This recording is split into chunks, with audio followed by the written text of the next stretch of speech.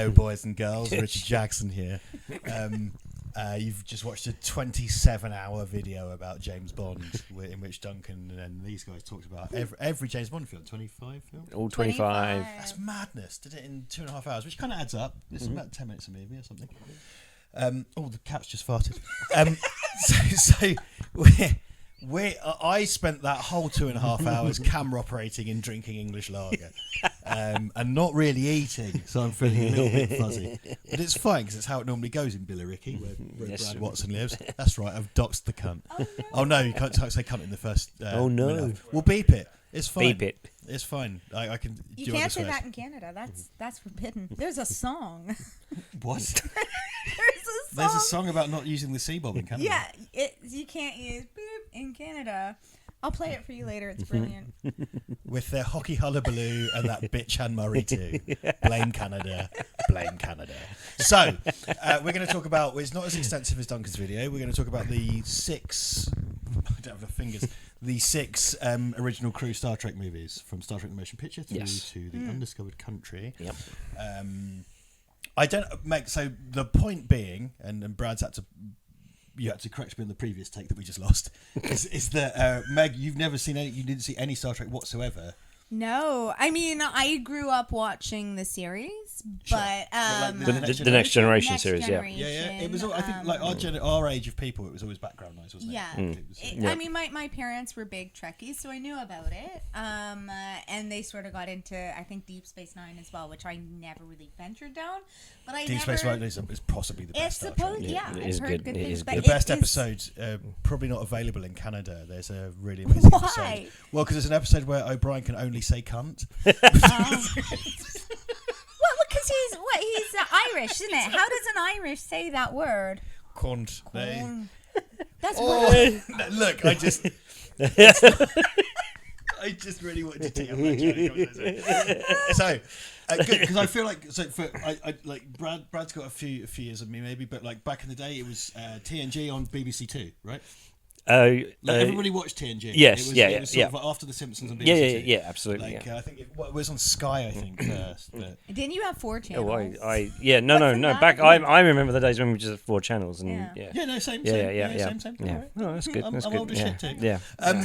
So we're gonna talk about the 6 original crew movies, and I know Brad and I's consensus is that we love the first 6 movies. Yes. In varying degrees. Yeah. You've watched them all for the first time. I have. So let's jump in. Well, here's the thing. Meg said to me, "I want to watch the original Star Trek This movies." is around Christmas, by the way. So I'm like, as I think all us Trek fans do, when someone says I want to watch the Star Trek movies, you think I'm going to start you with Rafa Khan, and she went, no, "What is that the first one?" I said, "No, it's not the first one." I said, "But she said no, I want to watch it from the start." I was like, okay. I am a huge believer that you need to start from the start to know where you're going. Yeah, and this was a similar from your Bond video with the James Duncan. Bond, I wanted to go from the start. And that you embarked on. I was going to show her highlights, but no, she wanted to watch it all. I think I do, and Duncan said something similar to talk about Bond. Is like, you said when you were talking Bond video, it's kind of like, oh no, we pick the best one. Yeah.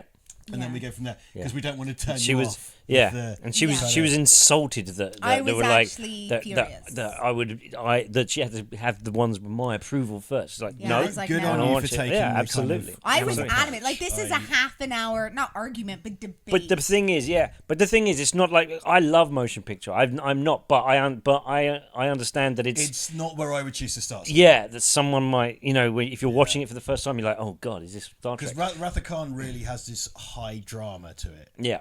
Whereas I love the motion picture. Well, but nothing it's really sort happens. of like heating wallpaper paste. I love it. It's a very simple story, and it's a very, there's a simple concept to it. But what makes this is the opening.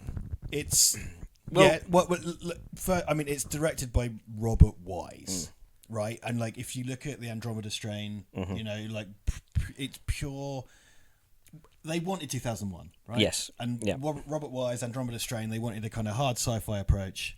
And they had all these different. Roddenberry had all these different ideas for keeping in mind Roddenberry isms. Yes. Yeah.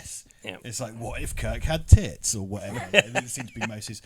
But like, it was because Star Trek is so huge now, and people forget that there was a thing that ran for 2 seasons. It got cancelled.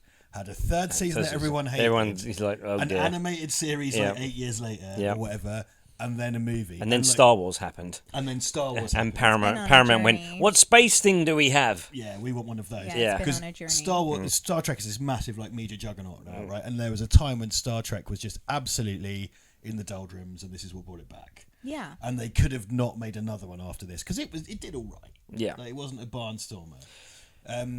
Just guys, give me your motion picture in a capsule. Well, first of all, I'll just say, so my nervousness of showing it, of her, that being the first one she watches, the black screen and overture of Ilia's theme happens. Yeah. The movie hasn't even started yet. That music finishes and she goes, "This is the best thing ever." Yeah. She literally, fine. Well, the Jerry Goldsmith and music. he rocks it out of the park. But you don't need anything. You don't need visuals. I think you don't need stars. A lot of people kind of mistakenly think that that's the Next Generation theme, and it's not. It's It's the motion picture thing. Yeah. And it's wonderful, and it's kind of binned off until TNG happens. Yeah. Right, it's just forgotten. Yeah. Yeah, we'll start with Meg's. Your love of your impression of motion picture with him. So as I say, it's a very simplistic story. You get to know the characters within the film, but you start off with Kirk coming aboard and needing to take over the Enterprise. Now, imagine how shitty that must be to have to your first task as a captain is to go down to tell the other captain, sorry, I'm taking your job. That's already a thing. To use a wonderful idiom often employed by my friend Tom, I don't come to where you work and slap the dick out of your mouth. Yeah. Because it's that real emasculating with Decker. Yeah. The really emasculating. It is. And Decker and Ilya are just absolutely Riker and fucking Troy. Yeah. Because it was all the Star Trek Phase 2 binned off stuff. Yeah. Yeah. And you have conflict straight away. And then interesting conflict. It's interesting conflict, but he steps aside, and and they sort of get on with things, and the story progresses, and they find V'ger and all that, and he's sorry, my bad. I'm having a lot of Romulan ale. She's got right Romulan now. ale. It's banned in the Federation, Duncan. Yeah, it's banned. Duncan's delighted to be reminded of that Bones fact. does not approve of this. But yeah, it progresses.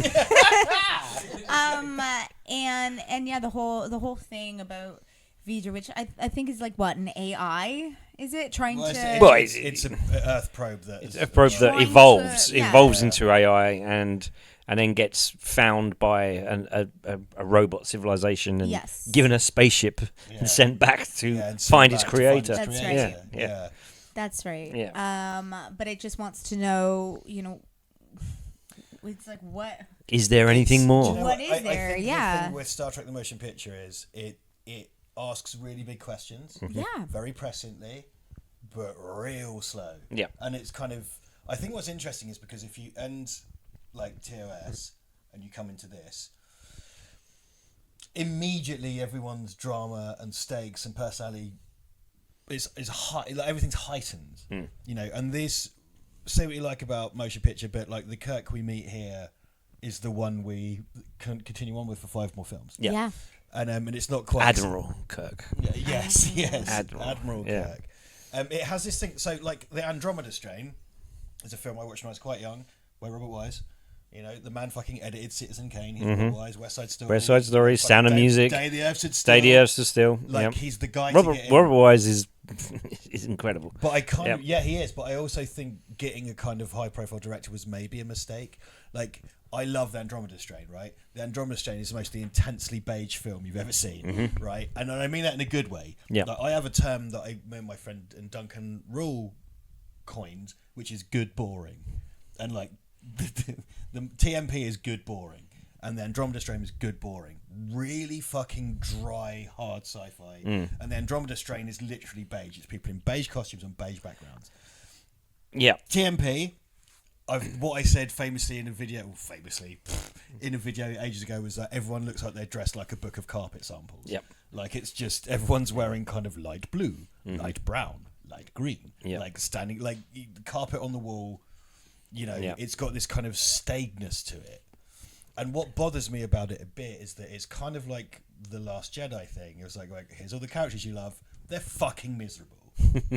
and you have to let them, because I know you agree, but the triptych of Kirk, Spock, and Bones is the energy and the heart, right? 100%. And you don't get that until the fucking end. Until the end. No, exactly. It's them. Really frustrating. It's them getting back to. They end it. It's almost like an origin story. Yes. Of characters you've already known, and it's like and that's a flaw with the film, and the bland production design and costume is a flaw of the film. There's a lot of things that flaw the films, but these flaws are set amongst Trumbull's and Dijkstra's mind-blowing visual effects and Jerry Goldsmith's incredible score. It's operatic. Yeah, it's almost like so for me. So I'm happy to watch Star Trek motion picture almost like a concert. Like I'm just going to sit there, I'm going to just listen and see the visuals, and there's a loose story for why this is all happening, and that's it. This is my good boring thesis. Yeah. Like good boring is like a nice warm bath. And that fucking the refitted model of the Enterprise is the greatest spaceship ever put on screen. Dijkstra stuff and all the Trumbull, like all those camera passes with the score. And like, there's this huge kind of cock tease of seeing the ship. Yeah. The arrival by shuttle. Yep. Oh my god, it's fucking amazing. It doesn't have the high stakes of the other movies, but it has this kind of warm bath. Yeah, yeah. And the thing is, a lot of those effect shots are the length they are because they didn't have time to edit them down, because they had to finish, because they were literally they were sending wet prints to the premiere. That was and they did not have time to edit them down. And it was only and so Goldsmith had the task of kind of saving all of that and making that all sing. And so a lot of those, the Enterprise stuff, the cloud, the going over Voyage, all that stuff, it all goes on for so long. But I don't care because it's wonderful. I love it, and it's just a sensory experience. That was this your first experience of the original crew? It wasn't. No. I used to watch it growing up. Oh, so like TOS, you would watch. Yeah. I don't remember much of it, but I remember the main. Everybody knows. Yeah. Kirk and Spock. Yeah, it's sort of in there. Klingon. And actually, Kirk originally didn't look as alien as he does, and now he has his iconic look. Like, originally they were like, no, you can't have pointy ears because Spock. Romulan. Yeah, because they thought he was demonic, right? Because they were like, no, you look too much it's like the weird devil. kind of American Puritanism. Yeah. And thank goodness that they went back to looking the way he did. We have Lucille Ball to thank for Star Trek, by the way. It's amazing. That's right, yes. Wow. Yeah. Because the thing is he's like Shatner used to say, it was really annoying that that Leonard Nimoy got all the love and praise because of his character, really, because William Shatner was very much like, but I'm the captain, I'm the lead, but actually everybody loved the weirdness and quirkiness and mentality of... No, he was the one character to survive the pilot. He was. Yeah, everybody else left, And even though he's different in that, he's like a yelly, strange man. Very different. There was a who played Pike? Jeffrey. I can't remember the original Pike. Come out. Jeffrey, not Jeffrey Rush. Not Jeffrey Rush. I wanted, because we talked about Jeffrey Rush earlier. I can't remember who Jeffrey. Someone. We'll put it on screen for I cannot remember. What I found quite interesting was the dynamic between Jeffrey's surname and Jeffrey's and Leonard Nimoy was when he played Spock against Pike, Jeffrey's surname, his performance was very kind of low in the mix. So he felt as Spock, he had to, even as emotion, he had to dial it up. So like that Spock's kind of wild. Yeah. When he met Shatner was shattering. Like, because the second pilot, like Shatner is shattering the fuck out of it. So Nimoy was like, no, I have to. And it's a really great They're on the great kind of acting duos. Yeah. Like he was like, no, I have to bring this down now because he's not the other guy. And thank goodness he did, because the whole thing is logic, isn't it? Like, they're as Vulcans, they're like everything has to be based on logic, and being logical doesn't mean being explosive or having like a crazy personality. Well, I think Spock is one of the greatest characters ever created. He was, and his constant the way because Vulcans are emotional beings. They're just suppressing it. They suppress it. They're suppressing it. So that constant line that Nimoy has played, and other people have come close to replicating, but Nimoy is the king of it. The one. That over a long period of time with this character of playing those nuances of logic and the emotion and being confused by the emotions he might be suppressing, and it's wonderful. And Spock is just absolutely fantastic, and you believe, and then, just jumping forward to Star Trek 4 for 1 second, when we did a whole video on Star Trek 4 when he says when McCoy says to him, what he means is he's more confident in your guesses and other people's facts. Yeah, we as the audience totally get that. Yeah, we all agree. Yeah. Well, I think that's one of the frustrating things about this is like this is a film. Spock's absent for most of it. And then he's doing his colon R, so he's purged all his emotions. Yeah. So Spock turns up and he's basically a piece of blank weird paper. Yeah. Yeah, he's in an odd mood. Communicating. Yeah. And it's like we haven't seen these characters. Yeah. If you don't get the animated series, we haven't seen these characters for fucking years. Yeah. I love how when Bones turns up, he looks like he's been up all night doing coke. Like he's got like a massive beard and a big medallion. Beard. Like he's been at Studio 54. He's very rogue. He's I've been doing Blow with David Bowie. Like he turns up.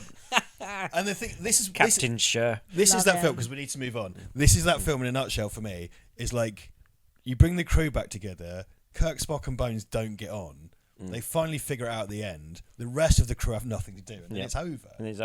And it's still great because it's the warm bath, right? It's the warm bath, but it just doesn't have. It doesn't have any of the zhuzh to it, and like people are like, Spock's not emotional. Spock shouldn't have emotions. It's like every the whole point in Spock's character in TOS was every now and then he'd freak out and have all his emotions because he's defined by not having emotions. So when Spock shows emotions, people go, "Who shouldn't do that?" It's like, watch TOS. He does it all the fucking time. Yeah. Like, he finds like an old key ring and loses it, like whatever. See, I've never actually witnessed Spock losing it ever. Yeah, so it's that in would be like interesting. at the end of there's an episode called Amok Time, which is where Spock gets horny because Vulcans mate every 7 years. Yeah. And my joke was always that should have been called Spock Amok. And much to my annoyance, they did an episode of Strange World, New Worlds called Spock Amok. Really? And I said it on a podcast, Paramount, you fuckers. That was mine. Anyway. They're always listening. That's the famous one where they make Kirk and Spock fight to death. With the dub, dub, dub, and he thinks he's killed Kirk. Yeah. And then he sees Kirk alive and he grabs and he goes, Jim! And then everyone realises he's had emotions and he goes, it's good to see you, Captain. Yeah. It's lovely. Yeah. Yeah. Sideburn. See, I have so many gaps in my history of Star Trek. But I don't think you need. Yeah, but I don't think. I think the thing I love about the original generation movies is I don't think you need to know. And in fact, probably motion picture it works better if you don't know. Here's the thing. I'm going to segue us in. I think that Wrath of Khan restores the status quo. 100%. And the great thing about because Brad's intention to show you Wrath of Khan first, I totally get because Wrath of Khan hits the ground running with the characters where we expect. 100%. It's very, very different. My God, his chest, Khan's chest. She's all about Montalban. Straight in on the chest. Montalban. You can't not look at it and be like, "That's impressive." But I never. I would, and I'm basically straight. It was. Do you know what? I think basically. I think it was actually Christmas when we watched number 2, Wrath of Khan, and it's when our Savior is brought back to life. Yeah. I very much could not forgive Brad for showing me this. I was in tears. Oh yeah. The ending destroyed her. It destroyed me. It destroyed me, and because you go through such a journey with them anyways, and then. just like God, the dialogue, the written dialogue, the story is just so powerful. This is essentially that. Like, I hate to say it, and people are going to not like this, but this is the first Star Trek film. Yeah, you know what I mean? Yeah, no, because I get they do the thing where they kill the whole crew in the simulation, and then Kirk walks in, smoke and backlit, and it's like, this is the reintroduction of a legend. Yeah, right. And Nick Meyer has that the 10% solution, all that. Yeah, like he has a respectful disrespect for Star Trek, so he knows well enough to like Absolutely. change it, but keep the core of it is there. Well, he's a brilliant storyteller. So he's the people talking about people who are getting hold of the franchise these days who don't really know Star Trek. And it's like, yeah, well, Nick Meyer didn't know Star Trek, and that was to his favor. Yeah, he knew well enough. But he's a good storyteller. He gets paid to tell stories well, and that's what he does. So he knows he's stepping into another franchise. He knows he figures out intelligently what needs to be there, and also says, yeah, but the fans need something new, so I'm going to take it in this direction. But does it in a brilliant way. And when we were talking earlier with Duncan about Bond, and we were talking about the death of Bond, and how the film just feels like it's convoluted towards that ending, and you're just like, yeah, this is how you do that. This is how a death of a main character happens at the end of a film, and it feels horrendous, shocking, but also right. And you don't feel like you've been manipulated towards it. You feel like that it's not a plot manipulation, it's a thematic manipulation. This is what the theme is, and the knowing situation is the theme. Said that he didn't necessarily want to come back. No, That's no. right. Well, no, this was for real. Well, No. that's why he absolutely. had that ending Yeah. originally, because He he's went- like, I don't well, want to he- do this yeah, he again. only- Because he could have just fucked that whole thing off. He It's a only- bit like Harrison yeah. Ford in Empire Strikes Back, right? Yeah, Yeah. he only agreed thing. because they promised him a death scene. That's Yeah. that, and that he agreed Oh to my do god, it. the death scene. Yeah. But Oh, you know, right. Oh my It's- god, it's the I saddest cry. thing ever. Like, crying at Christmas, just not cool. Oh fuck Jesus! Spock. I'm still sad about Spock. No. Do you know what? Like, I don't get many. I'm very unmoved by like celebrity deaths. But I remember my friend, my good friend Mark Pope, God love him. We were in the pub one night after work, and he told me that Leonard Nimoy died, and that was the only time I've really been like, maybe Keith Flint, because I loved Prodigy as a kid, but like but I'd been numbed by Nimoy. Like when Leonard Nimoy died, I was genuinely kind of like, fucking. But it was my God. like if you think about his saying, "Live long and prosper," and I really struggled to do it. Hey, but you did it. Yeah, there we are. Like You how have, many and fingers always am I will holding be, Yeah. my friend. Yeah. my friend, Oh, and like fuck. the speech Oh, that it's Kirk brilliant. gives, Yeah. and, Well, and that's the where fact you- that His he's like, voice cracked. Yeah, yeah, well, he that- sucks it in. that's he sucks where it in it's to be like, yeah. professional. Yeah. This is the fucking like on your Bond stuff, Duncan. Like talk about who did the good Bond acting. People don't like. Brad and I talked about this in the car. Like people shitting on Shatner. That fucking speech in Wrath of Khan. Oh like my his gosh. voice cracks when he does. it's brutal. sublime. It's brutal. brilliant. And you really It's- believe that they yeah. were the best Yeah. of friends. And Like, you it's believe that, and you wonderful. believe that is Kirk trying to hold it together, Yeah. and failing slightly Like, for yeah, a moment. They always set up like Kirk never loses, Kirk never loses, Kirk never loses. Yeah. And it's like and he he loses. does. That's what I'm saying. He does. Thematically is absolutely correct in the movie. It's Yeah. kind of irritating that, in a way, it's not because I love it, but it's kind of irritating that he gets Spock back. No, it He's is. like, no, he should lose. It is. Yeah. And then he doesn't get David back. Yeah. No. Yeah, exactly. That- yeah, Exactly. that- There's yeah. a trade-off. was There's a sad. trade-off. There's a trailer. Spoiler. Yeah. Wrath of Khan is fucking amazing. I think Yep. it's an amazing kind of standalone thing you can show anyone and go, look at this great action Yep. revenge film. Watch this revenge film with submarines in space. It's I a gotta say- sequel to a Yeah. random episode. Yeah. Because the submarine in space thing is Balance of Terror. Yeah. Right? But obviously Khan is from the space scene. Yeah. So in a way, it's thematically a sequel to one, but it's actually a sequel to another. Yeah. And like, it's basically saying, that thing that got cancelled and we made a film a million years later? Well, here's a sequel to an episode as a movie. Yeah. Like, And that's and that's Paramount's summer release. yeah, that's Paramount's big release. Yeah. And you know what? It's a fucking barnstormer. It's a It's great. brilliant. It's know. it's You know brilliant. what though? The characters for me are established. They have a journey they're going on. I love. Is it Nichelle? Nichelle Nichols. Nichols. Oh, God Oh rest her. my Fucking God, legend. is she ever Fucking good? legend. Yeah. But you really start seeing the dynamic of all the characters coming together and how everybody's really, that is their captain. Kirk is their captain. Well, they are their leader. Everyone's absolutely in line with their character, with who they should be. And they're also all as friends and professionals behaving appropriately. And which is something that doesn't happen a lot. I quite liked costume design as well. Was good. Oh yeah, I love the whole change of the aesthetic. burgundy thing. Yeah.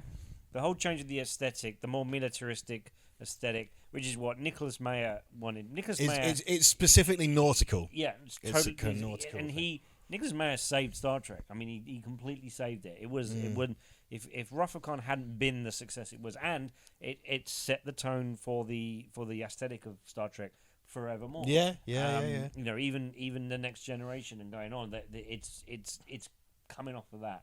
Yeah. And it's brilliant, and it feels authentic.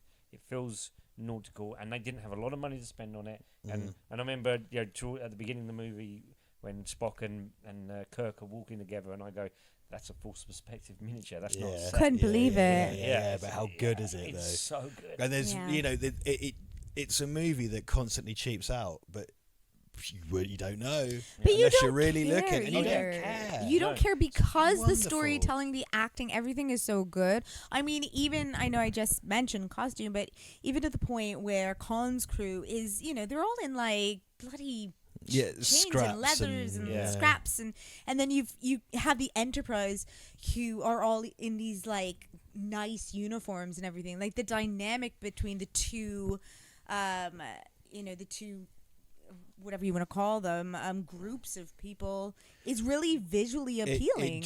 This is what I really fucking love about it, right? And it's just good, clean, simple visual story. Yes. Yeah.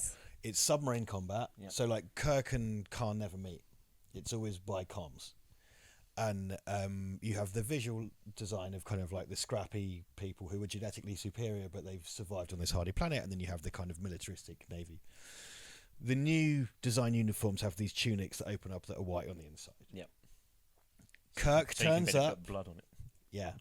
Kirk turns up. He takes over the Enterprise again, and when he goes on this mission and discovers Khan, he opens his tunic and like that dead ensign puts blood on him, and then he's tainted from that point on. Yep. And the tunic remains open. There's a blood stain because he's tainted. It's like it's great visual storytelling. It's his costume, it's art design. Like he's got blood on him. You've got the kind of pure innocence that's supposed to be on the inside. You reveal it, and seconds later it gets stained with blood. And like that's Kirk's legacy, and that's Kirk's life, and that's what Kirk is. He couldn't have a family, he couldn't have a partner. He's just the job. But it's also like the decisions he had to make. Like Khan was so pissed off because he had to make that decision to maroon him. Because you can see Khan's point of view. Yeah, like he's like, you left me. Like I mean, he is basically Space Hitler. SETI Alpha 5. SETI Alpha 5. Yeah, it's well good. Go watch that.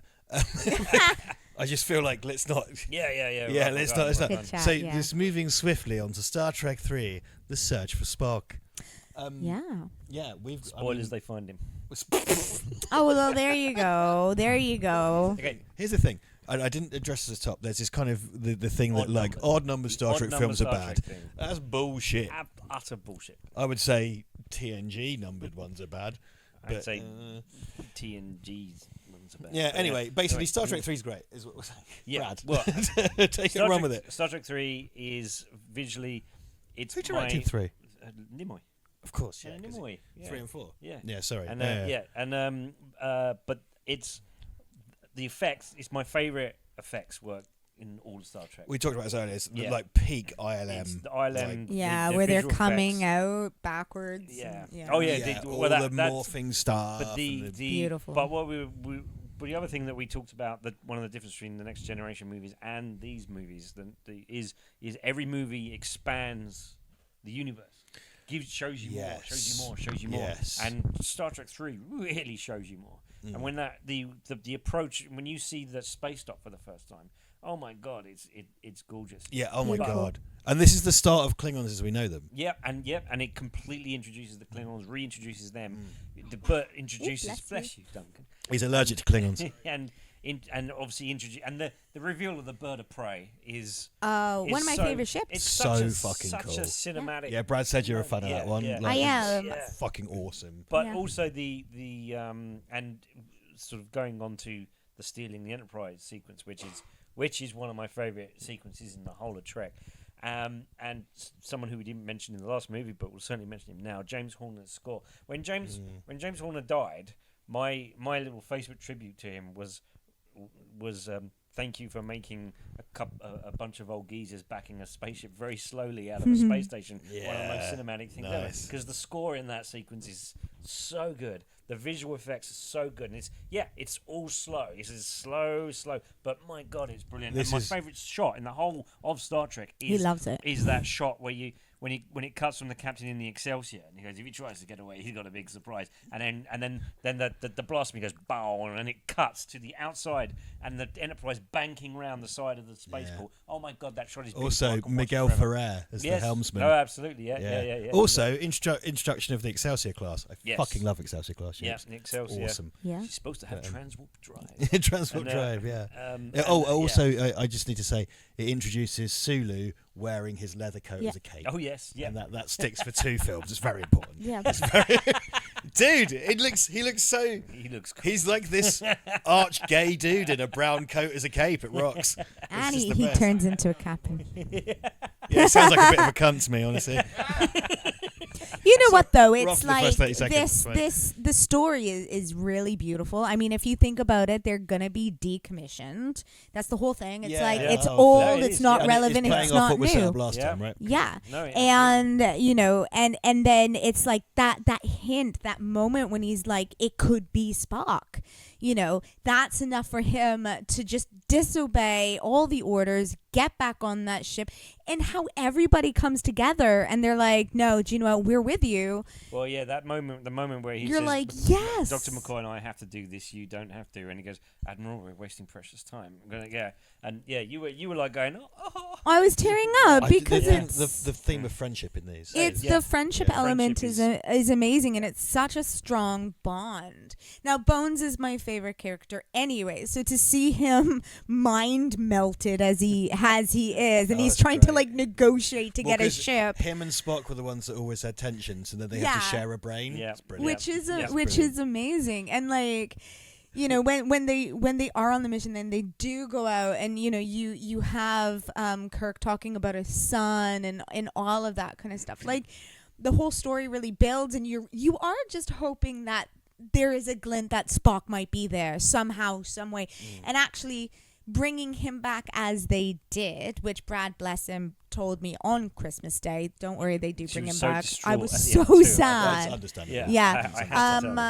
The way they did it, I actually thought was good. It's this planet who is. At least. Yeah, well, that's what's really irritating about Star Trek Into Darkness. Oh my God. Is that they do it in the first movie uninvented spaceships, and the second movie uninvented death. Yeah. So it's like, well, where did we fucking go? But it's like the planet itself is like rejuvenation. Oh, no, I'm all right with it in Star Trek 3 because I'm a massive hypocrite. Yeah. But it's they could have gone anyway. It's a whole movie. It's years apart. Yeah. Like Spock was dead for a couple of years. Yeah. No, he was. But it's a big effort. It's a huge thing. It takes the death of Kirk's son. Yeah. It takes the death of the Enterprise, and it takes this entire planet in an extreme fast evolution state to regenerate. Because that's the ticking clock is all of creation. And it's all. You know what I really loved? This is such a little thing. Is so Spock's pod, his funeral pod or whatever, is crashed in, and they notice life around the pod. And it's like the dust molecules or whatever. The amoebas on the amoebas. Just that you could never see in a million years, which have like just evolved. Quadrupled in size. Well, they become these kippers. It's sliding and then around. And then when Christopher Lloyd comes across them, they're like these snake things. Yeah, that he then just decides to have a battle with one. Yeah. And by the way, the fucking villain in this is Christopher fucking Lloyd. Now, okay, I didn't fully love that. people don't. So it's I not. struggled with that. Yeah, me and Brad are Team Lloyd. I struggled with that. In it. This movie's finale is William Shatner and Christopher Lloyd having a duke-out fight over a planet that's destroying itself with fire and brimstone all around. They're stunt doubles. They're stunt doubles with Shatner going, "Whoa!" Yeah, but it is amazing. Like it's those jets of lava. When it cuts to that shot of them on the precipice, because the whole movie has to have. Ken Ralston kicks it out of the park with this. The ILM supervisor. Yeah. It's brilliant. The theme in this is life cycles, right? Because Spock has to do his whole life. And then the whole planet, you have to watch the life cycle of a planet, and it decays and everything else. And it has a very clear theme to it. I get that it's not. I think what it is not Wrath of Khan. No, right? No. So yeah, it wasn't it's Wrath not. of Khan. So it's people not. fucking didn't want that. But like, what Ivan and I call drunken Viking samurai pirates is like Klingons as we know them now. Yeah. Like the drunken Viking samurai pirates are kind of, it comes from this, and like DS9 in particular, mad extrapolates on Klingons. It's fucking great. And there's all the Michael Dorn you could want. It's. I didn't realize he was in it. Yeah. Oh well, he's in Michael from- Dorn's in Six. In Six. That's right, Yeah, Six. Yeah. As Worf Senior. Worf Senior. Yeah, I was like, Yeah. is that Michael Dorn? Damn right, it's Michael Dorn. God love him. God love him. But yeah, it has, it's got very clear themes. It's got, like, don't get me wrong, like, it's not my favourite of these, but fuck me, is it Star Trek 3? I tell you what, the ending as well, when Spock is going off and he turns and he's like, "You're Kirk." Yeah. Yes. I was told we were friends. Yeah, and it's just like, because they're like the most legendary friendship in fiction. Absolutely. Like Exactly. And it's when he turns around and goes, Jim, your name is Jim. Yeah. Moment you're like, and it's the end of what should have been called Spock Amok. Yes. Jim! Like it's that. It's Jim. Yeah. Like, because he calls it Jim. Because then in Star Trek 4, which is coming up next, like that's call me Jim. Yeah, like, absolutely. Yeah. So it's fucking great. And the thing is that what I like about this is that because Star Trek 1 was kind of Star Trek 2's a mulligan, right? Yeah. Star Trek 1 wasn't quite there. It's a trilogy within 6 films. Yeah. Because 2, 3, and 4 is a trilogy. Yeah. Which takes us nicely to Star Trek 4: The Voyage Home, which we've already done a whole half-hour episode video on that. But it's the most wonderful film. It's just It is great. It's just the most It's just warm hug of a film. It's so peaceful. It's so nice. It's not about conflict. No. It's not about. I admit the layup to Star Trek 4 has some death in it, but the rest of the film is all about loveliness and like when people take something beloved, they make it goofy. People get really angry. Yeah. Star Trek 4 makes it goofy as fuck, and you just go, "I love this so much. I love this so much." It's wonderful. It's the Roger Moore of it's the Roger Moore of Star Trek. Star Trek. He looks so fucked off. This is just having number the worst 4. 45 minutes of his life. Number 4 is the whale song, isn't it? Yeah. Now, again, as I say, Bones is my absolute favorite. I think out of all the Star Trek doctors, for me, he's tops. And I know there are great ones, but for me, he's up there. Star Trek doctors is a contentious debate. It's another video. He is regularly at the top because he's just Bones. He's like Bones. One of the great things, like Robert Picardo as the hologram doctor. Yeah. He constantly does, "I'm a doctor, not an X." Yeah. Like, and that's building on. Damn it, Jim. Please state the nature of the medical emergency. Oh, I love it. But it's a very interesting concept, and for them to go back to Earth to get some whales and to go on that journey as well. And I absolutely love that they land the starship in a field. Well, in a in a park. And those two trash guys. Yeah, trash guys are like, what is going Did you see that? on? No, neither did you. But I love how, because that's a huge, obvious dog park or whatever. Yeah. Nobody runs makes into no it. sense. Yeah. It's like because Nobody those runs two into bin it. men kept it low Literally, key. yeah. It's just fine. No one came I across love it. And then I love how Spock is swimming with the whales, and he's like, "Well, she's pregnant. How do you know? She told me." How do you know that? Nobody knows that. Gracie does. Yeah. I'm from Iowa. I work in space. Yeah. It just had so many, and like Chekhov as well. They're really playing on his accent. Well, that's the great Chekhov Chekhov being in Chekhov being in Star Trek at all Yeah. was in the 60s, was Roddenberry saying, look, we're going to sort our shit out. Yeah. And then the great joke in Star Trek 4 is there's a guy with a Russian accent asking for nuclear weapons. During the Cold War. Yeah, it's fucking beautiful. Yeah. And then It's Star amazing. Trek 6 is the wall comes down in space, right? Like that's the thing. But the Russian go, hello, wonder if you could direct me to the nuclear vessels. The nuclear vessels. Yeah. The nuclear vessels. And he had such a great bit in this film, and while he's sort of going off around the streets, you also then have Spock and Kirk on a bus, and the funny thing is there's like this rocker. I hate you. Yeah, I be right. Yeah, like this horrible we're all song. bloody worthless. And wasn't he like the producer or something? Yeah, it's Kirk Thatcher, who was an associate producer, but he was kind of like the go-between between Nimoy and ILM. Yeah. He was that's his voice singing the song. He wrote the song, he's singing the song, and he plays the part. And then I love how Spock just goes up and he does his Klingon thing, and he's like, goodbye. And he turns it off with his Everybody face. cheers. He turns it off with his face. Yeah. Yeah. But it's just so quirky. And I think my favorite bit in it has to be when they're in the hospital and there's this poor woman who's just really suffering with kidney dialysis, and he's Butchers. Dialysis. What is he's this? like, Dark what? Ages? The Dark Ages. He's just so take two appalled. of these and call me if you have any problems. And she was cured. She was like grown back a kidney. Yeah. That's it. I got a new kidney. Oh, it's amazing. And they're running through the hospital, and there's a guy with crutches and a broken leg getting tossed and falling over. So the slapstick. It's the most delightful. Do you know wonderful. what? It has the words in it. Okay, make nice, give me the ray gun. Give me the ray gun. Yeah.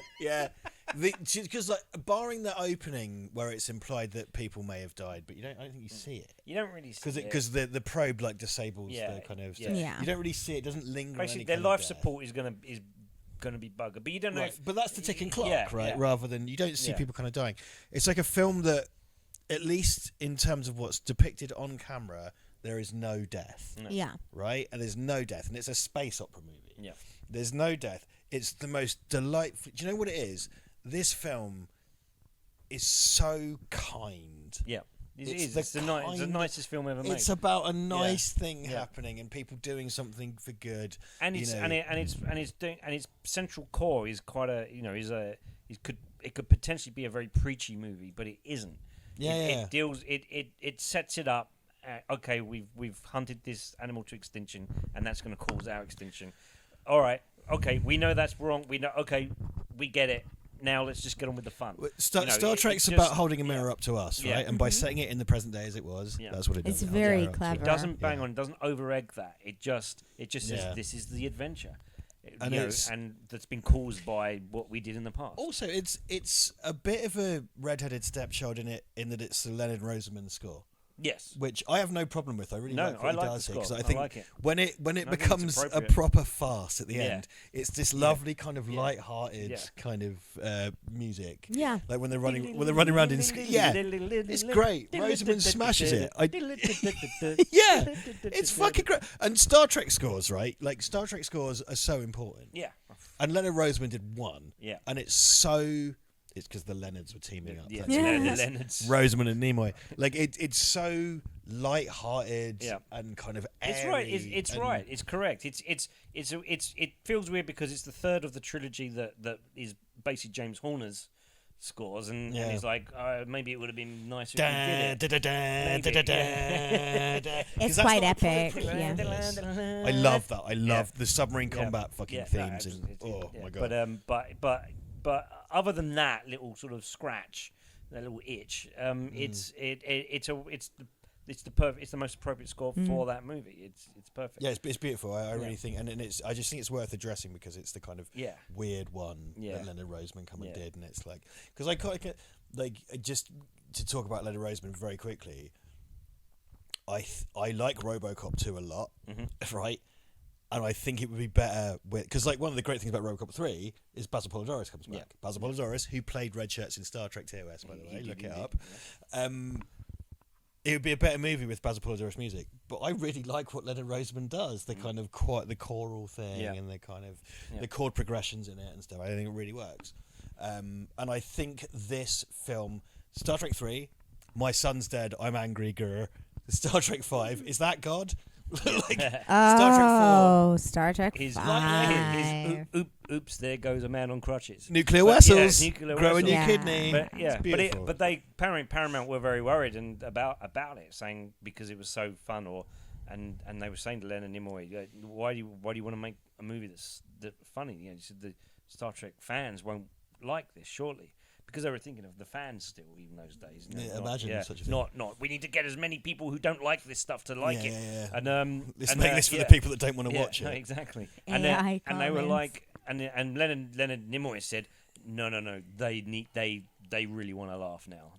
We've gone through. We needed death a laugh. and life. And We death. needed a laugh. They need. And TOS and has they will laughs in it like all the time. Yeah. TOS, No, good. absolutely, TOS is goofy as fuck. Yeah. Like, people hate Series 3, but I think Spock's brain, the most hated episode of all, is one of my favourites. It's fucking incredible. What happens, right, is they take Spock's brain. Yeah.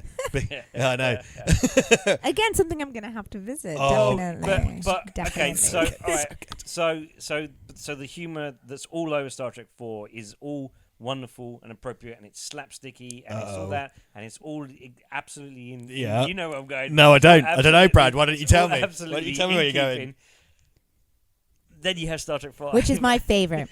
No. Is it your actual? Because you and I talked about this before. We did. You and I Just talked saying it about to this. wind me up. We talked about this very drunk, right? We did. But I validated you because you're right. Like it's not my favorite, but like Star Trek 5 is like Star Trek 5. The wisdom is Star Trek 5 sucks. But Star Trek 5 is bad. And it's That's not true. That's not true. It's So not true. like, okay, so for me, what I love the most is that you just get to see them on leave as natural people, you know, as friends. He's climbing up, row you know, your boat yeah, gently doing down the should we stream.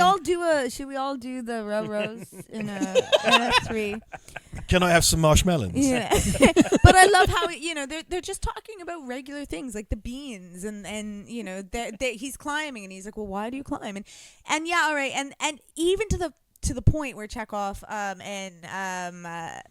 he with? Sulu. Sulu, yeah. Yeah, They're lost. they get lost, and Nichelle's character's like, well, don't worry about it, I won't tell, kind of thing. Secret's safe when What's you don't. her name in the? Uhura. That's right, yeah. And she it's just wonderful. It's a community. It's close, and I love that. It shows it gives you a very soft landing Yes. by showing you all their friendships. Yes, Up, and up, I think that's a very different way to open the film. Do you know this is the one that everyone hates? I do, but I really loved it. I thought it was Did you great. know that going in? Did Brad say like this is the one everyone hates? No, because what I normally say to So Brad, stony face. the thing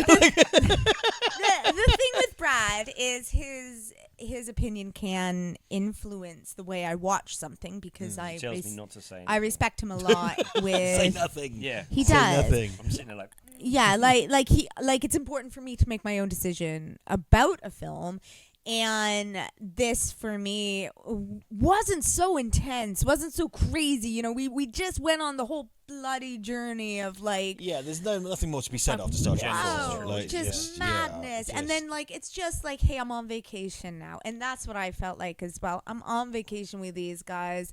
And yeah, and then they go on their mission. And oh my God, when he's like, I want the starship or whatever. And he's like, Kirk oh goes no, that's by, the you thing. know. Yeah, no, I mean, look, I mean, That I'm is the letting you best. do what I'm letting you make me out to be the curmudgeon here, but I'm going to tell you what I love. Because that's about normally this my movie. job. Yeah. so Well, I'm you happy. love Yeah. what I love about it Yeah. as well, Yeah. although I love more. Yeah, that for me, there's fundamental flaws that kind of drag it down. I disagree. But there's moments that are wonderful. The moment where the camera just fast dollies all the way up to Shatner when they're talking about taking the spaceship, and he goes, "Excuse me," is one of the best moments. Is one of the in all What best. Star does Trek. God need Yeah. with a starship? Yeah, What do you do? brilliant. I'm But asking a even question. before that, even before they get there, right? They're looking for God. He feels like, I know where God is. And this is Spock's half brother. So he's like, do this with me. Now, the one thing that doesn't really make sense is when they capture Bones and Kirk, don't they? And they put them downstairs in the thingy or whatever, and Spock. and in the cell or whatever, and they get out. It's observation lounge. Isn't it? Well, yeah, Oh, but they put them in the. they in put the them in brig. like a bit of a bridge. Yeah. And Scotty breaks them out. And he breaks it, and then Scotty gets passed And out, then- right? and He then knocks Scotty- himself out. I know Now- the ship like the back of my hand. Now, Whack. they just go up. They're being chased. They just go back up to the bridge. Nothing really happens. There's no repercussions at all for it's them got- escaping. It's just, it is, but it is. And then they're like, hey, look, it's God's floaty cloud. The thing The that Great this Barrier. what this Yeah. film is guilty of is that I think, like, I love it. I think it's great. Yeah. But I do think it's a casualty of Shatner's ego. Oh yeah. And the fact is, Leonard Nimoy did Star Trek 3, which is kind of dark. Yeah. And then just on a dime, did Star Trek 4, showed a lightness of touch. Yeah. And Shatner, being Shatner, no, I want to direct one. And I can be funny too. But I'm going to do all of that in one. So like Scotty banging his head, it's That was some of silly. the dumb excess. Yeah. However, what I do like, and it's in the Scotty banging his head section, is there's like a real kineticism to the camera in this. Oh, yeah. That this is one of the ones where the entire original crew all get to kind of sing, right? They all get to be great at who they are. Yeah. But then I love Well, and Uhura gets to dance. But. Uhura gets to dance. Oh, yes, that was great. but the yeah. way the camera moves, it's got this film is so alive. Like, the script isn't as good as any of the other Star Trek movies. Yeah, the script is awful. The VFX are terrible, but the direction is great. It's great. yeah, like, I don't Shatner mind directs it. well. Yeah. Yeah, Like, I don't mind full the of life. VFX. It's great. I It's don't so think it full of was life. their No, fault they're either. dreadful. They're ILM dreadful. couldn't take it. They No, couldn't ILM take took that. it. So Yeah. of course Oh, it's yeah, not no, going to no, be it's as not. good. Brad and I had a discussion earlier, which we said we should save for later, which I'm going to revive now. It's like, so, like, the idea is Spock's half brother comes and says, I found God. Yeah. He lives at the center of the galaxy at the Great Barrier, something that has never been mentioned before. Yeah. And the idea is And it's no apparently ship. impenetrable. It's impenetrable to all ships and probes, but they just drive through it. Yeah. And there's no. It's just sort of There's like, no moment. what's your And we plan, were- Cyborg? And we were in the car, and we basically just like came up with Cyborg should have some kind of something like a signal or something that can be sent, and then that barrier parts like the red, and he becomes Moses like. Yeah, Yeah. the Like point. the Red Sea. It's a Moses Yeah. parable. He needed so a bit can of part the Moses. barrier. There needed to be something about that barrier that was bigger and more of a barrier. Well, it needs to For them to get through. they find literal God, right? So it needs to. It's a kind of Earth-centric crew, and it needs to inspire religious awe. Yeah. So when they go through, it's the Terry Gilliam, W.G. Grace God. It's the guy with the big white bushy beard, right? Yeah. Cool. Now, if I was doing this, the point would be that Cyborg is Moses, so you force all these people from Earth to relive a biblical parable. So when they meet the guy with the big bushy beard, they're like, "Oh my God, it's true." Whereas Cyborg just goes, "Go forward." Yeah. And I say it's an illusion. Let's go. Yeah, well, no one else said that ever. Yeah, since you've had Starships. No You've seen probes different ever ways. come back. Why is it- Excuse me. The other Excuse me. that's the best line out of the What other does thing. God need? No, What does that- God- that's The other line topper there is I need my pain. Like my pain I need my makes pain. me That's what you said. who I Yeah. am. So it's Yeah. amazing. Yeah. So Yeah. And the revelation about Bones' dad, Yeah. because he euthanized his dad, then the cure came out the next day or whatever. Literally. Fucking man, like Yeah. DeForest Kelly is just the That's most the best amazing. stuff. That He scene is amazing. Do you know what? fantastic. Because he has one more movie left in him, bless him. Then he did the pilot to TNG, and then he passed away. Yeah. Like in fucking Star Trek 5, that scene is mind-blowingly Yeah. good. And do you know what else? The lighting, that kind of spotlight, the kind of heavenly. Oh yeah, the way that's sort of illusionary, done in a dreamlike. in a theatrical way with Oh, with lights coming on. Jesus, and and it's really lovely done. It's Bones really well done. was always the stoic. Yeah. Right? You can't turn Bones. Like Bones is the stoic. Yeah. And like luckily, because of Shatner's ego, in this film, Kirk's the stoic. Yeah. But like it still has the weight. Everything we know about Yeah. Bones, like, it has led us to this point. Like Bones is the salty old fucker that's older than everyone else. He's so like, doesn't take cheeky. anybody's shit. Yeah. Like, and by the way, I fucking love what Carl Urban did with Bones. I'm just saying, right? It was great. No, yeah. Our Lord and yeah. Savior, Judge Dredd. Yeah. But anyway, like it's you know, Bones' scene in that it's incredible. It's fucking amazing. Yeah. Yeah. Like, Absolutely. It's some of that stuff sings. Some of that stuff I love, and I do love it. And I will excuse me. And he's dying. He's dying. I know Mark Price is gonna hate me, but I will still take this over any of the next gen movies any day of the week. Well, Mark and I did do a video defending Star Trek 5 already. Did you? In lockdown. Oh, right. We did Yeah, by yeah. telepresence. Yes. You see, there's this thing called Skype where you can talk with people and you can't give them your filthy germs. But Mark's a big defender of the TNG movies. Yeah. There's a reason why we're doing 1 to 6. but and also I will say it's my favourite score of the entire. Entire Star Trek. Is this the one where Bones gives Kirk glasses as well for his birthday? Oh, that's 2. I'm allergic to Retinix 5. Because I thought that was a cool moment as well. That's the lovely bit of Star Trek 2 when because what I think it's something that Nick Meyer had to push against Shatner on. It's like it's about his aging out. Like and actually he pawns them, doesn't he? In 4. In 4. What is it? He goes, they'll be worth it again. That's the beauty of it. Yeah. When they are a gift from Dr. Morgan, there will be again. They will be again. That's the beauty of it. He goes, I'll give you $100 for them. Is that a lot? Is that a lot?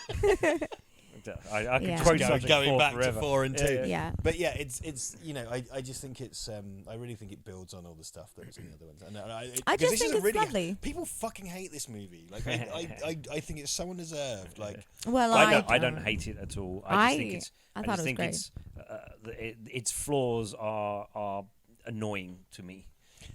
And it's stuff that I get it. I get it. That's really good. I really enjoy. I'm glad. Yeah.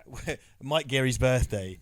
So I hadn't seen you in a while. She just fucking walks up to me steaming because I hadn't been drinking it. You were like, "Fucking Star Trek 5's amazing." I was like, "I know, give me a drink. Let's talk about it." This is a chat that needs to happen. We had a little fucking corner for a minute, didn't we? I was just like, "I'm going to just keep drinking and with you," and you're right. And then when we were done, I got a lift back to the hotel. You just fucked off, didn't you? Yeah. That was it. Her night was over. I'm done. You guys can. Shit, I ended up in Pricey Spare Room. Oh no. Anyway. But it's a beautiful film, and I think I can forgive the special effects and stuff, because they're not up to scratch to what the other ones are, but I love the story so much. If I was gonna say, we'll move on presently, but like, if I was to defend anything, I think it's so kinetically directed. Yeah. I think it's a wonderfully directed film. It's got a lovely energy to it. It has. It's beautiful energy, and I think all the cast, because the thing, like, I really love the Scotty hitting his head scene for this reason, because it's everything that's wrong and everything that's right with the movie at the same time. Yeah. Like, it's far too goofy, but the way it tracks him down the corridor with that dolly in, perfect. Oh yeah, no, when they're all walking over all the stuff. The shot, I love the moment when they're all when Kirk and Spock and McCoy are walking towards the god demon man, and they're all on the planet, and it cuts to all the others on the bridge watching, and you got the beautiful, wonderful Jerry Goldsmith music soaring, and the camera tracks past everyone, and goes up to the screen.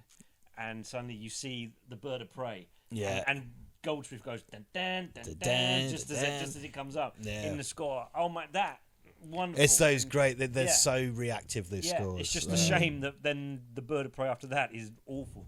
In the most horrible VFX shots in Star Trek history. And the problem is the ending. They couldn't do what they wanted to do in the ending, so the ending is just a disaster. It's just a terrible, terrible, terrible ending. Yeah, it's that of Kirk just running around in a studio.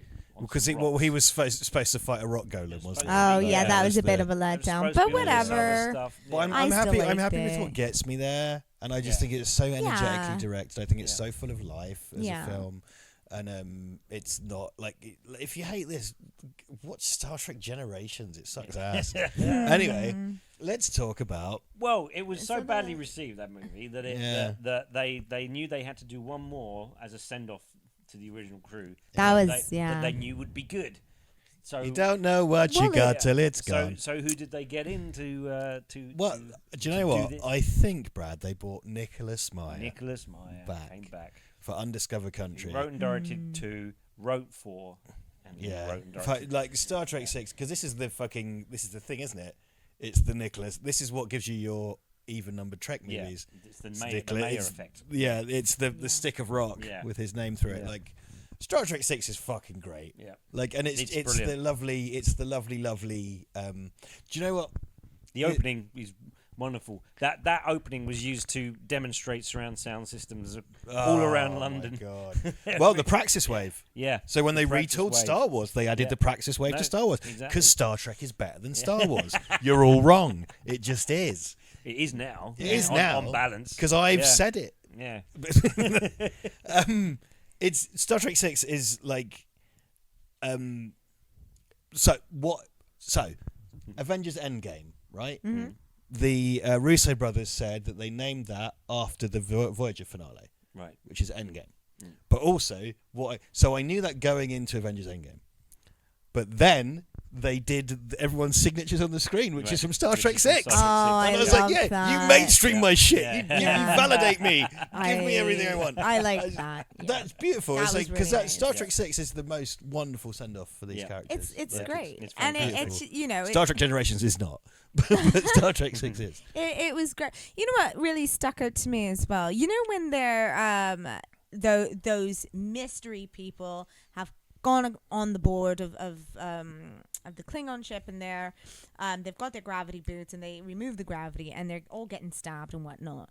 Sure. The special effects of the blood was so cool. I like the Yeah, blobby. That was mind blowing at the time. It was so cool. This is pre Jurassic Park. This is Well, 1991. this is loads of really groundbreaking ILM stuff happened in Star Trek movies. Absolutely. Yeah. Yeah. It was Star Trek. What, isn't like the Genesis planet? It's like the first That's fully the first, CGI shot. first CGI, Yeah. unbroken CGI sequence or something. Yeah, absolutely. Crazy. And then the story, as it goes, like, and then when the gravity comes back and it's like, bloop, bloop, Yeah, it's great. that was really cool. But like, controversially, this is when Klingons have pink blood. yeah. But that's not the case elsewhere. but I, for other sufferers of dry dick. but I did like that. Do you know what? What's her name? Samantha from Sex and the City. Kim Cattrall, yeah. I because I know her as Sam in Sex and the City, I really struggled to see her as a Vulcan. Well, she was supposed to be Savick. Oh, But people didn't want Savick to be a traitor, which I totally buy into because I would have sucked so hard. Yeah, like I did struggle because she is. I think her acting style tends to be a bit more innocent. Even in Sex and the City, you saw her vulnerability side a lot. Yes, all right. She was and Mannequin, obviously. She was like, but not Mannequin 2 on the Move, Mannequin in which she on the Move, declined to yeah. appear. But like I Trouble. did Big Trouble. I did And Police struggle. Academy. Like Duncan just woke up. I did I did struggle with that character. I did like, when he's like, take the ship out or whatever, and she's saying to Kirk about the rules and regulations or whatever, Well, I think that was a fun where look.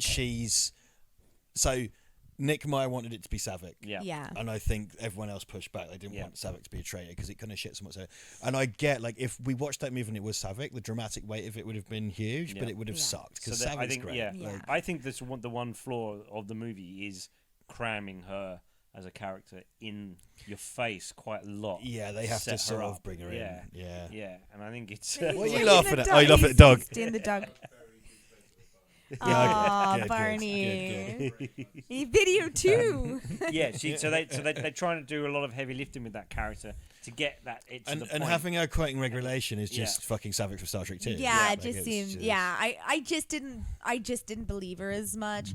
I do think it's an but- effective twist though, because Yeah. you don't expect duplicity from Vulcans. No, exactly. Right? So it still works. on that Yeah. level. So yeah, but it was great to have sort of that trial as well, and everybody be against them, and really Michael Dorn. villainize them, and Christopher Plummer. I love General Chang. Klingon with an eye patch. Christopher Plummer is just brilliant. If he wins this movie. Yeah. In Mia and the Dragon Princess, if you look on the arcade machine I built, I photoshopped General Chang's eye patch Oh, onto me nice. for the villain. That's brilliant. So, for fans of £10 games on Steam, there it is. But yeah, I think overall it was a beautiful send off to them, and even at the end where the guy is sort of like, Kirk is like, well, what would you want or whatever, and he's like, are you asking if we're gonna get a send off or we're gonna get like it's just a nice little moment between an employee and a captain. Yeah. That's in Because 3 you're talking about, I think. Are they No, it gonna was give us this a one, hero's wasn't it? welcome. Oh, the heroes. Heroes welcome. Oh, I thought it was Yeah, this one. Yeah. I think This the is, issue is we watched 6 and Yeah. Oh yeah, 3 no. within I'm the not. This also next has, year. I'm here just helping you. 'Cause Aw, Renee- there's fun. a lot of. There's a lot of Rene information. Aberjonis, Yeah. Odo, Yeah. plays the treacherous, That's right. Yeah. the treacherous kind of That's Star Trek. right. Yes. So what goes on? So okay, so yeah, no, they do their thing, and then they get relieved, and then they come back, don't they? That's right. No, they go out. What are you talking about? This is breakneck speed. I can't There's keep up. way too much. You just went through all 4 seasons of. What you're talking about? The end of 6. 6. Yes, the end of 6 is they walk. They've done the thing. They walk in. Kirk says, "Once again, we've saved civilization as we know it," and they all step in, and then they get the call that we are to report back to space dock for decommissioning. And then they don't. And then, well, Spock goes, "If I were human, my response would be, go to hell." Yeah, that's Yeah. right. Human. That's right. What is it? And then it's course heading captain because second star to the right. Yeah. Straight down to morning. Yeah. My favourite moment is I can't remember the layup, but it's when they team up Bones and Spock and they go to Torpedo Bay. Yes. Oh yeah. And then yeah, Spock says Bones' line, then Bones goes, Yeah. fascinating. It's far, it's great. And that's when, That's and they're on it, and Christopher Plummer's just quoting Shakespeare constantly. I'm constant as a normal as it's like In the original Klingon. Yeah, in the original, and for some reason that's being broadcast around the ship. Yeah, because he does it because Bones just goes, I pay real money for him to shut up. Well, do you know what? It's the bit in Star Trek, at the start of Star Trek 5, when the Klingons are trying to stitch Kirk up, and they're playing footage from Star Trek 3. Yeah. And it's like, Yeah. that's got creative choices in it. Creative editing Like, on if that had like a star wipe in it, I'd be like, hold on. Like, what the fuck? Comic Sans font. Like, But who you- Adobe premiered this together? Like, what the fuck? But the thing about 6 as well though is that it's got the moment when they send out the torpedo that looks for the tailpipe, and then explodes, and he and Kirk just goes, and Sulu goes, target that explosion and fire, and then he cuts to Kirk, fire, and then you just got this shot of the Excelsior and the Enterprise just blasting the bird of prey just together, and he goes, man, that's great. Do you know Man, what? That's good. This is reminding me of something that I want to air publicly. It's kind of my own low-level neurosis. I spend a lot of time by myself. In Star Trek 6, when Sulu's in charge of the Excelsior, I liked that. he's having his cup of tea from Yeah. a branded Excelsior tea set, Yeah. and I really want one. Yeah. And I've looked. I've looked. They don't just... Thank you! I've looked too. They don't just make them. Like, there's some that are really expensive. I super want an Excelsior tea set so I could be like Sulu and just have my fucking... Also, there's an episode of Voyager set on the Excelsior during the events of Star Trek Oh, Right, 6. okay. yeah, that Alright. was the Star anniversary, Trek wasn't Voyager it? fucking rocks. Mhm. Fucking Well, we rocks. just finished all of Next Generation, We watched the whole and Next Generation. it was like Dude, you got a DS9. Seriously, DS9. It was great. DS9 will suck you in. It Like, was- DS9 is so that's the problem, because this sucked us in. So every day, without fail, we pretty much watched one episode, and they became our family. Like, I could believe. There he Get goes. out of here, Casey. There he Even is. Duncan like Fuck you, Casey. It's too late to give a shit, motherfucker. But I, do you know what I? Poor Duncan. Aw. I do. I did. It's Do you know what? I fine. liked all. I It's liked the fine. films, though. I really did. Well, here's and here's I've the watched thing. them several times Yeah, now he- in cinema as well. Yeah, exactly. Yeah, because Very because good, yeah. a few of them Lovely. have had a re-release. I've seen Motion Picture in Wrath of Khan on a big screen. Yeah, That's what we did as well. But I would have to say that we then started to carry on with Generations and First Contact, and Megs do was it. like, I couldn't do it. This just not they wasn't the same. the thing about those original generation movies is they feel like movies. The next generation movies, they don't feel. Well, do I you don't know know. There's something. They don't have the dynamic. In a capsule, right? Generations is very cinematic, but it's a boring slog. Yeah. First Contact, easily the best, I think, of those four. Easily. But it ruins the Borg. It ruins the Borg, yes, In my because opinion. they In my shouldn't have a queen. No, Yeah, I kind of in my agree. opinion, it ruins the I do like Insurrection as a very expensive episode that came after the series. yeah. It's a beige. It's Nemesis. A beige thing. Pricey turned me around on Nemesis a bit. a bit, but it's still not good. But like it has it. I think what Star Trek is constantly trying to do is trying to do Wrath of Khan again, right? And that's kind of what Nemesis is trying to do, Wrath of Khan again. I think honestly, you may not agree. I think the best version of Wrath of Khan they did was the 2009 Abrams one, because Nero is Khan, but it's against Spock. But then the sequel to that is also Wrath of Khan, so it's like, wait, what? And then like, I don't want to talk about the Abrams. So 2025, I think there's another Star Trek. Apparently, it's in pre-production at the moment. It's on IMDb. I think they're they're doing well enough on television that they're probably not going to do it. Yeah, like there was no casting director attached. I can tell you that much. Well, I think so. Like Star Trek. Otherwise, I couldn't reach Star Trek out. Insurrection is a really expensive 2-hour episode, right? Dog cam. Dog cam. What's the dog up to? Dog cam. Star Trek Beyond, which I don't mind. I quite like. It's basically it has no consequence. Yeah. It has no consequence. It's just an episode. Yeah. It's kind of like, this has happened by Kirk on a motorbike. Well, none of them do, and they all in every one of them, the Enterprise gets crashes, blown up, destroyed, blown up like that. It's like that's just a good indication of how throwaway those movies are.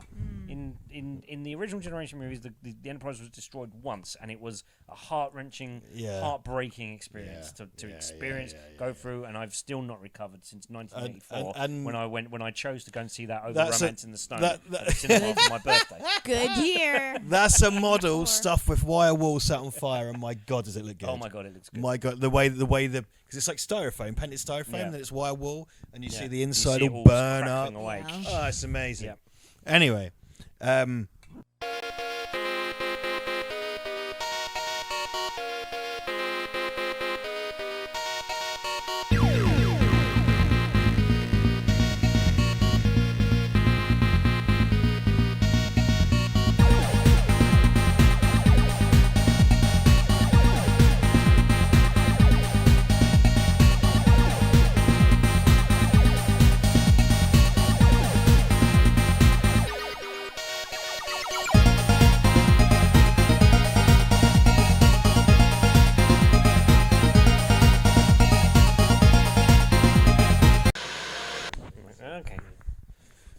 What do you like about Star Trek? I like the space. I like it's space. The you can hear better with pointy ears, can't pew you? pew.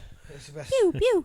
Yeah, the pew pew pew. Pew pew pew. This is J.J. Abrams one's a very pew pew pew focus. Like proper Star Trek is like when there's a pitch battle, it goes blurp, and then someone else goes blurp back at you. It's not like it's blurp blurp. What's the best taser sound? Taser sound? Yeah. Well, like they're phaser. Phaser. Because that's kind of like a kind of thing, isn't it? Like a phaser kind of thing. I always like the TNG ones that like TV remotes. Yeah. Because it's not like a gun at all. It's like a TV remote. It's like this, isn't it? Yeah, there you go, exactly. Yeah. Chew, chew, chew. I sort of made that noise in TNG, like. Yeah. It's kind of crunchy, low key noise. Because the original generation noise that's best is the. Yeah. That's my transporter noise. But it's not accurate because it's more sprinkly and my voice can't do that. Like that. Red alert. Red alert. Did you used to follow Swear Trek on Twitter? No. You showed me some of it. Because they had, like the little red alert graphic, and new Star Trek loves using the red alert graphic. Yeah. Swear Trek made one of like I think it's Scotty looking at the. No, it's one of them looking at the screen from Wrath of Khan, but instead of red alert, it just says everything's fucked. It's just like, and they made like everything's fucked baby grows and t-shirts and stuff. What was their destruction sequence? 000. Well, Picard's one is like 1, 2, 3. 1, 2, 3. Yeah. Picard's one is basically password. Yeah. Picard's password is password. So we're turning on everything. I'm turning everything. All right. Do you want me to? Where do you want me? You're opening wide. Okay. He's opening wide. Lol. I've got a wide on. Okay. Okay. So the laptop's your program monitor, basically. So that's what's going out. Okay, sorry.